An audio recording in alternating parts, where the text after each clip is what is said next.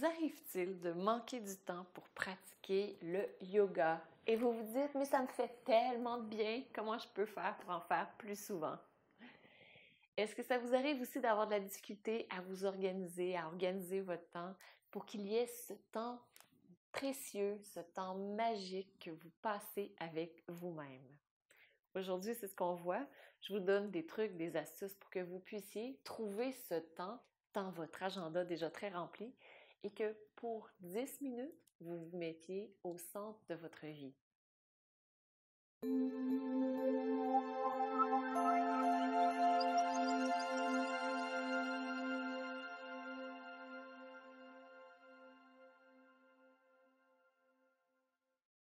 Namasté. C'est Maryse, fondatrice de Diva Yoga, dont la mission est d'accompagner plus de 10 millions de personnes à vivre dans la santé, dans la sérénité et dans l'amour en 10 minutes par jour. Quel bonheur pour moi d'avoir cette mission de soutenir Diva Yoga pour vivre cette mission dans son quotidien, pour vous accompagner à vivre dans la santé, la sérénité et l'amour, parce que c'est tellement important d'avoir la santé. On le dit toujours. Moi, je me rappelle, les jours de l'an, c'est toujours « je te souhaite la santé, je te souhaite la santé ». Sans la santé, on ne peut rien faire. Donc, moi aussi, c'est ce que je vous souhaite, d'avoir la santé. Et l'amour, c'est l'essence, c'est le moteur de la vie. Donc, c'est ce que je vous souhaite également de vivre au quotidien, de vivre dans l'amour. Et lorsqu'on est plus stressé, qu'on est dans la sérénité, c'est incroyable comment on se sent bien. On sent que tout coule de source et qu'on a juste à se laisser porter. Tout est naturel et les choses se font beaucoup plus facilement par la suite. C'est la mission que je me suis donnée à travers Diva Yoga et c'est, je pense, des bienfaits que vous recherchez dans votre vie. Entre autres, on a Sanda qui recherche ce bienfait, ces bienfaits, qui veut mettre le yoga dans sa vie. Et Sanda nous partage justement. J'ai commencé à pratiquer le yoga du matin avec la posture du Dieu divin et ça me fait du bien après chaque pratique. Merci et j'espère continuer à suivre vos conseils. J'aimerais être plus organisée pour pratiquer quotidiennement le yoga. Je n'arrive pas à trouver du temps pour moi. Senda. Je vous comprends tellement, Senda, mais tellement.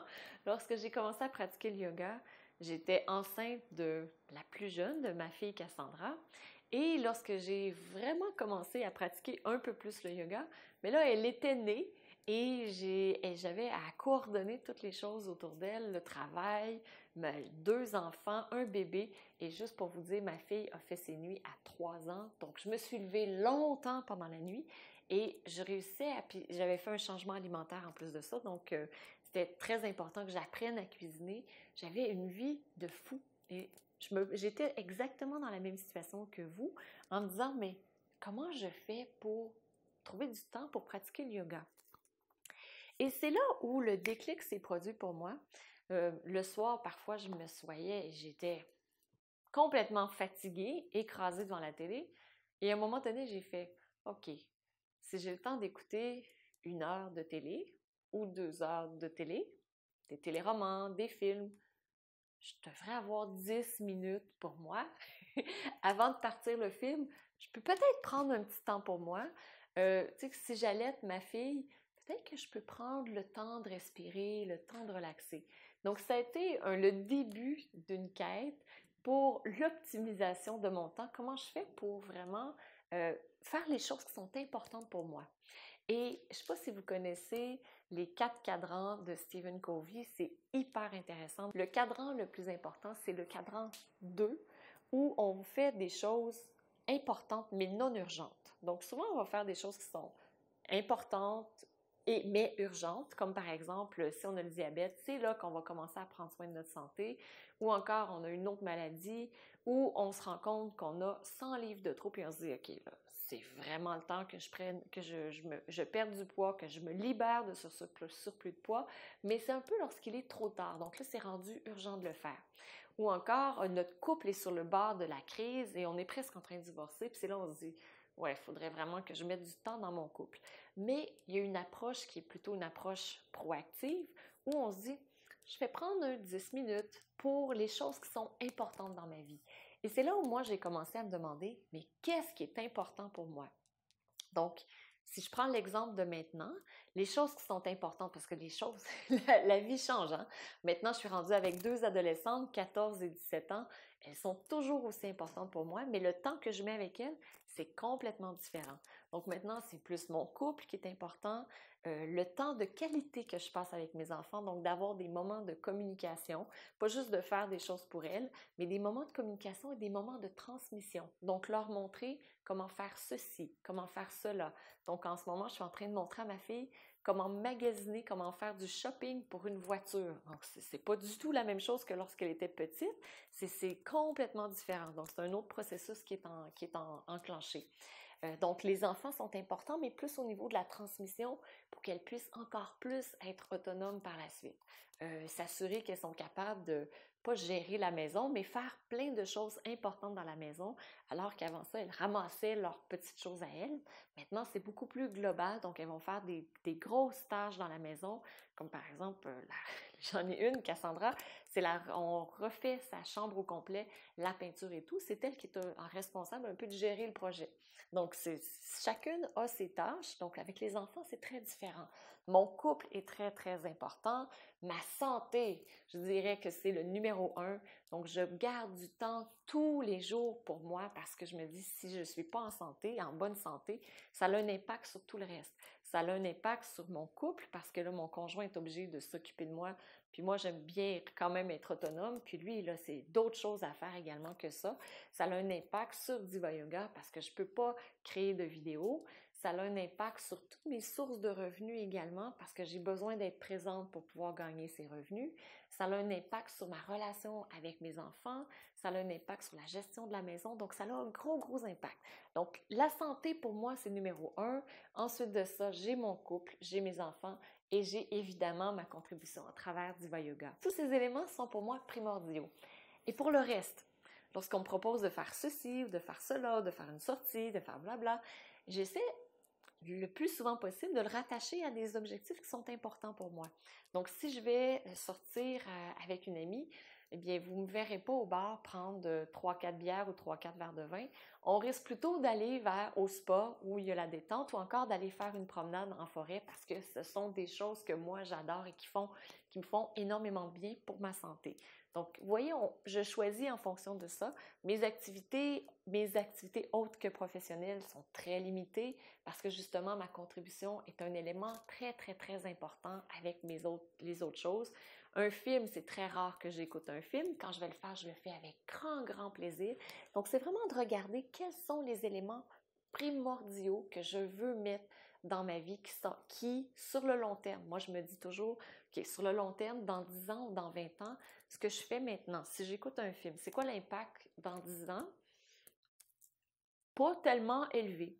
Par contre, si je fais 10 minutes de yoga, si je fais 10 minutes de respiration, l'impact est beaucoup plus élevé parce que si je le fais 10 minutes tous les jours, ça aura un gros impact. Tandis que le film que j'écouterai tous les jours, ben à la fin, je risque d'avoir un peu moins d'énergie puis d'avoir moins de créativité parce que je vais plutôt être une spectatrice plutôt qu'être une actrice de ma propre vie. Donc, c'est l'étape numéro 1 de se demander, mais c'est quoi mes grands objectifs maintenant? Donc, maintenant.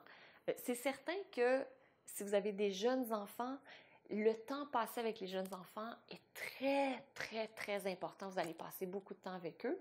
De l'autre côté du spectrum, lorsque les enfants quittent la maison, ben là, vous aurez beaucoup plus de temps pour vous et votre santé va peut-être être remise au centre et vous pourrez pratiquer 1 heure de yoga.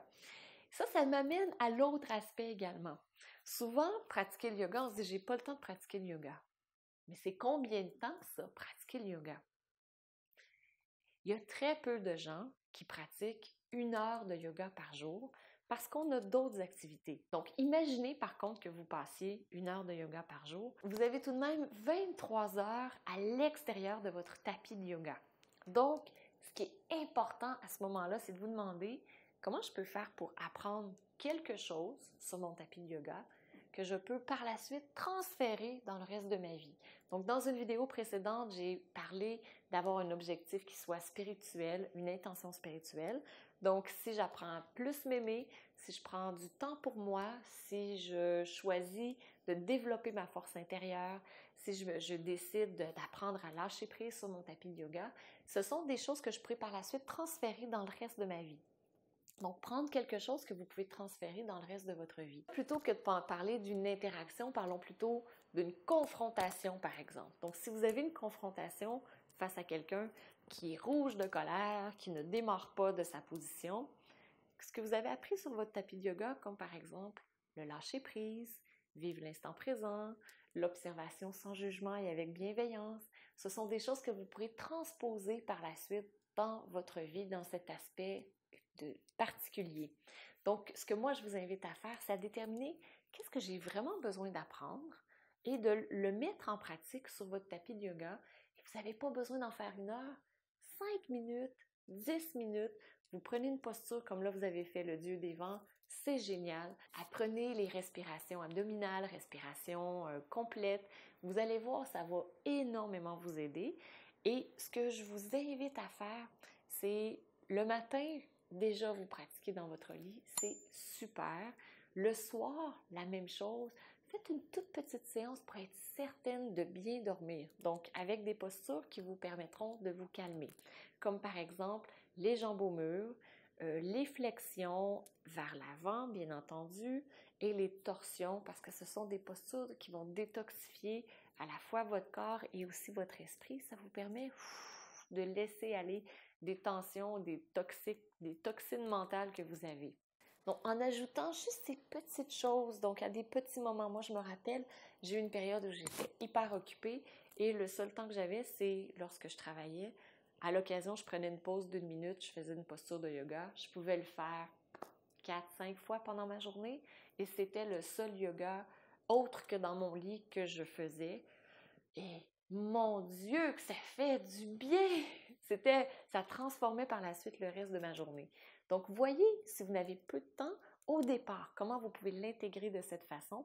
Et vous allez voir, avec le temps, vous aurez de plus en plus d'espace, de temps, pour pouvoir ajouter le yoga dans votre vie d'une façon qui va vous convenir à vous. Et si vous avez 10 minutes par jour pour vous, je vous le souhaite parce que si vous n'avez pas de jeunes enfants mais que vous n'avez pas 10 minutes par jour, il est vraiment temps que vous mettiez au moins 10 minutes de votre temps au centre de votre vie. Si vous avez 10 minutes par jour, ce que je vous invite à faire, c'est à vous inscrire au défi yoga, défiyoga.com. On a le lien quelque part autour de la vidéo. Et je vous invite à vous inscrire. Tous les jours, vous recevez une capsule qui dure 10 minutes. On fait à la fois le yoga sur le tapis, le yoga dans votre vie et il y a 4 thèmes principaux. Donc, comment gérer le stress en 10 minutes par jour, comment développer une énergie positive en 10 minutes par jour, comment développer votre confiance en vous en 10 minutes par jour et comment vivre dans la paix et la sérénité en 10 minutes par jour. Vous allez voir, c'est vraiment, vraiment extraordinaire. Donc, probablement ici sur le côté, si vous êtes sur YouTube, vous allez pouvoir cliquer sur la vidéo. Si vous êtes sur Facebook, en haut, en bas aussi si vous êtes sur YouTube. Donc, cliquez sur ce lien, inscrivez-vous pour pouvoir participer au défi yoga qui dure 30 jours, 10 minutes par jour. À la fin du 30 jours, ça fait 300 minutes de yoga, ça veut dire 5 heures. Donc, en mettant juste 10 minutes par jour, vous aurez déjà fait 5 heures de yoga, ce qui est énorme et vous allez voir, les bienfaits sont wow! Vous pourrez lire les commentaires, les participants n'en reviennent pas de l'impact que ça a seulement 10 minutes par jour. Donc, je vous souhaite une magnifique journée. Au plaisir de vous retrouver très bientôt.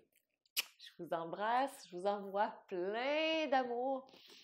J'en reçois également. Namasté. Je salue votre magnifique lumière intérieure.